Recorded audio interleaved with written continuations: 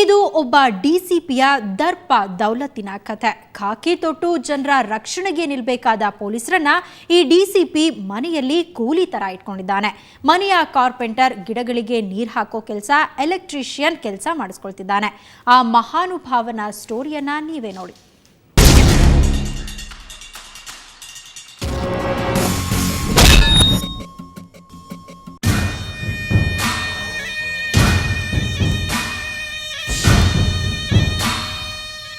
ಈಗ ನಾವು ಹೇಳೋಕೆ ಹೊರಟಿರೋದು ಖಾಕಿ ತೊಟ್ಟು ಜನರನ್ನ ರಕ್ಷಿಸೋ ಡ್ಯೂಟಿ ಮಾಡ್ತಿರೋ ಪೊಲೀಸರ ಬಗ್ಗೆ ಅಲ್ಲ. ಇದು ಪೊಲೀಸ್ ಅಂತ ಸಂಬಳ ತಗೊಂಡು ಪೇಂಟಿಂಗು, ಎಲೆಕ್ಟ್ರಿಷಿಯನ್ ಕೆಲಸ ಮಾಡ್ತಿರೋ ಅಸಹಾಯಕ ಪೊಲೀಸರ ಸ್ಟೋರಿ. ಹಾಗೇನೆ ಪೊಲೀಸ್ ಯೂನಿಫಾರ್ಮ್ ಹಾಕೊಂಡು ತನ್ನ ಕೈ ಕೆಳಗಿನ ಪೊಲೀಸ್ ಪೇದೆಗಳನ್ನ ಅಕ್ಷರಶಃ ಕೂಲಿಗಳಂತೆ ಮಾಡಿಕೊಂಡಿರೋ ಧೂರ್ತ ಅಧಿಕಾರಿಯೊಬ್ಬನ ದರ್ಪದ ಸ್ಟೋರಿ. ಈ ಸ್ಟೋರಿಯ ಹೀರೋ ಮತ್ತು ವಿಲನ್ ಹೆಸರು CAR DCP Prabhashankar.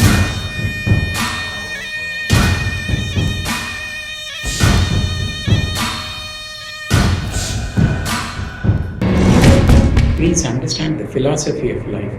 You cannot right all wrongs.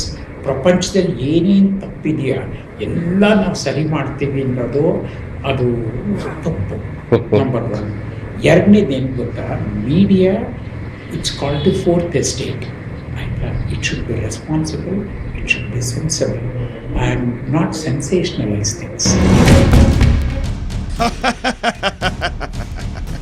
ಈತನ ಫಿಲಾಸಫಿ, ತತ್ವ, ವೇದಾಂತ ಕೇಳ್ತಾ ಇದ್ರೆ ಈತ ಎಲ್ಲೋ ಕಾವಿ ಹಾಕೊಂಡು ಸ್ವಾಮೀಜಿ ಆಗ್ಬೇಕಿದ್ದವನು ಮಿಸ್ ಆಗಿ ಖಾಕಿ ಹಾಕೊಂಡು ಪೊಲೀಸ್ ಆಗ್ಬಿಟ್ಟಿದ್ದಾನೆ ಅನ್ಸುತ್ತೆ. ಈ ಮಹಾನುಭಾವನ ಬಗ್ಗೆ ನಿಮಗೆ ಅಂಥದ್ದೇನಾದ್ರೂ ಫೀಲಿಂಗ್ ಬಂದಿದ್ರೆ ಸ್ವಲ್ಪ ತಡ್ಕೊಳ್ಳಿ. ಇವನ ದರ್ಪ ದೌಲತ್ತಿನ ಕಥೆಯನ್ನು ಬಿಚ್ಚಿಡ್ತೀವಿ. ಎಷ್ಟು ಭ್ರಷ್ಟಾಚಾರ ಅಂತಂದರೆ ತುಂಬ ಹೇಳ್ಕೋಬಾರ್ದಷ್ಟು ಭ್ರಷ್ಟಾಚಾರ ಮಾಡ್ತಾ ಇದ್ದಾರೆ. ಪ್ರತಿಯೊಂದಕ್ಕೂ ದುಡ್ಡು ಅಂದ್ಕೊಂಡು ಇದು ಮಾಡ್ತಿದ್ದಾರೆ.